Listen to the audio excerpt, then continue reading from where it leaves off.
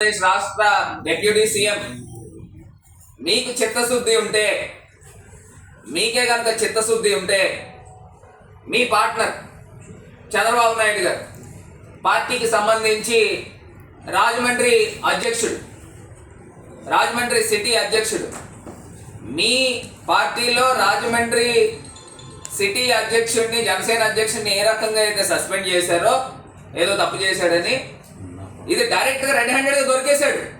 ఇంతకన్నా దారుణం ఇంకోటి లేదు.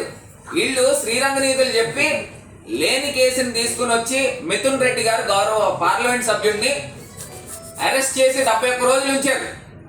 దీన్ని ఏమంటారు?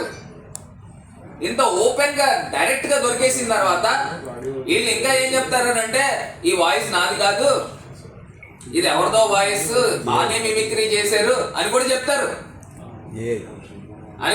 అదేదో సినిమాలో మీరు చూస్తే సునీల్ వాళ్ళ భార్య వస్తుంది, ఎవరితోనే ఉంటే పక్కనే ఉంటాడు, బెల్లం ఊరెళ్తుంది సినిమాలో.